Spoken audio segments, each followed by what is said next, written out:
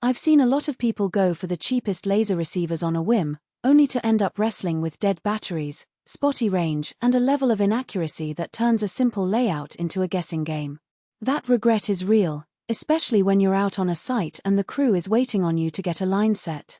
So the question is, does the Leica Geosystems 601-1152 Rugby 620 with the Rod I-120 feel like the smarter buy, or is it just another pricey gadget that looks good on paper?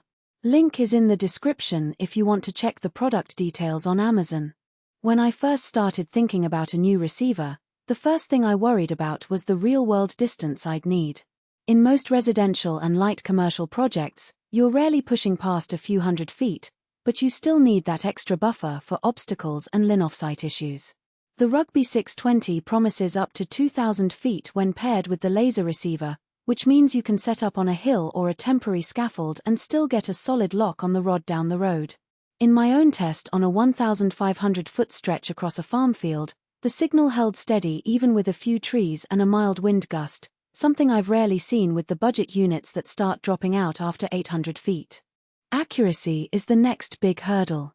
The spec sheet claims 1/16 inch at 100 feet with horizontal self-leveling inside a 5-degree tilt.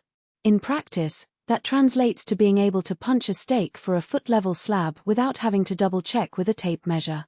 I tried laying out a concrete pad that required a 0.125-inch tolerance, and the receiver kept the readings within that band, saving me a couple of recuts.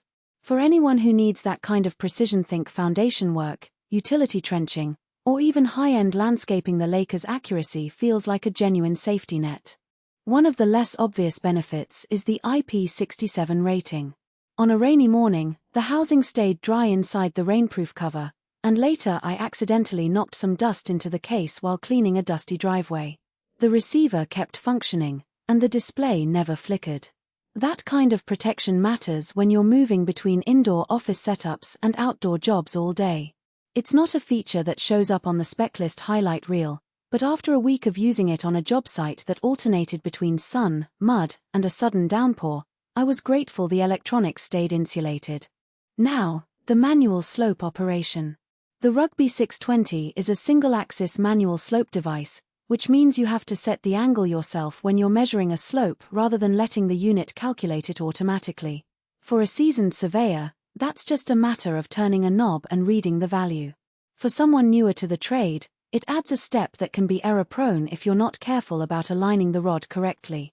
The upside is you get full control over the slope you're measuring, which can be handy when you need to verify a specific grade on a road or a drainage ditch. The downside is you lose the quick-quarter slope convenience that some newer multi-axis receivers offer. If you're planning on a lot of steep slope work, you might find yourself wishing for an auto-slope feature. Battery life is another practical point. The kit comes with alkaline cells, which are cheap and widely available, but they also tend to drain faster under continuous use than lithium packs.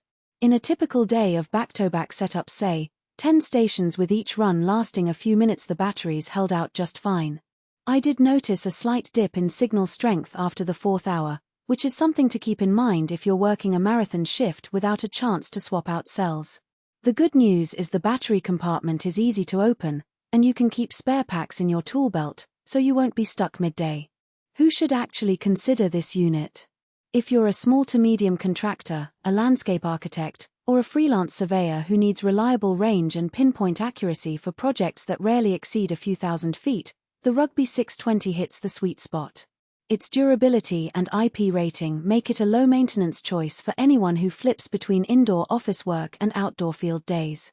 It also suits educational programs where students need a dependable, standards-compliant receiver without the high-end price tag of a dual-axis autoslope model. Who should skip it? If you're running large-scale civil engineering jobs that require multi-axis slope calculations, automated tracking, or you need a receiver that can run non-stop for days on a single charge, you'll probably find the manual slope and alkaline battery setup limiting. In those scenarios,